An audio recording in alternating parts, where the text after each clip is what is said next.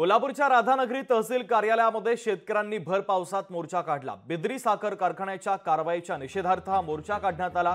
कारखान्याच्या डिस्टिलरी प्रकल्पाचा परवाना निलंबित करण्यात आल्याचा आरोप शेतकऱ्यांनी केलाय। मोर्चाच्या वेळी शेतकऱ्यांच्या वतीने जोरदार घोषणाबाजी करण्यात आली। भर पावसात शेतकऱ्यांनी हा मोर्चा काढलेला होता।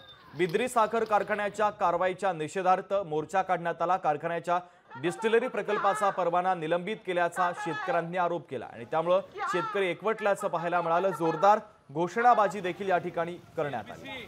पाऊस गेला वाटतं। मागणी अशीच राहणार आहे की जी कारवाई केली बिद्री कारखान्यावर मोलेसिस असेल, स्पिरिट असेल आणि उपपदार्थ, मोलेसिस हा कारखाना चालू करण्याच्या भूमिकेत नाही आणि कारखाना बंद पाडायचा, साखर कारखाना बंद पाडायचं काम त्यांनी केलेलं आहे। आज ह्या भोगावतीवर झालं, उद्या दुसऱ्या बिद्रीवर झालं, दुसऱ्या कारखान्यावर सुद्धा त्या ठिकाणी चौकशी चालू आहे।